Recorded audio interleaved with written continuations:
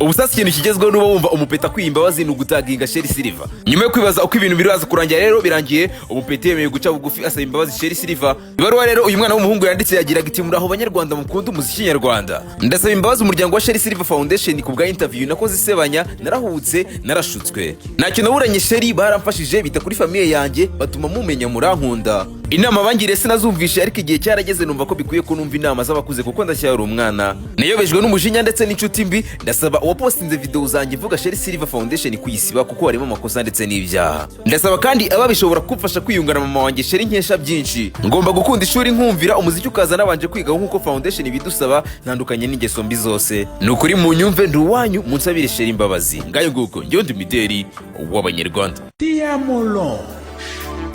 Iyi ni bare resto VIP ijyanye n'icyubahiro cyawe ubusirimu Remera mu Giporoso. Muri Diamolo uhamagarwa n'umwihariko w'isuku no gususurutsa biherekejwe n'amafunguro afite icyanga n'icyo kunywa gihashye cyaka amahitamo akaba yawe. Tambuka rero wishimane n'inshuti n'umuryango imiryango ibifunguye iminsi yose. Diamolo ikimaranza riti wisiganwa n'amasaha amafunguro ya mu gitondo ahora ari tayari.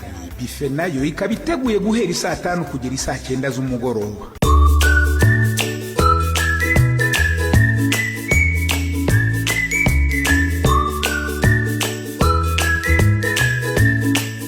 Oze ngo buragorobye ni muri paradizo nsansa hahandi wicara utuje ibitekerezo bikisukiranye. Intyoza mu gukaraga umubyimba ndetse n'ababyiga namwe karibuni ku mugoroba muri Night Club VIP ya Diamolo.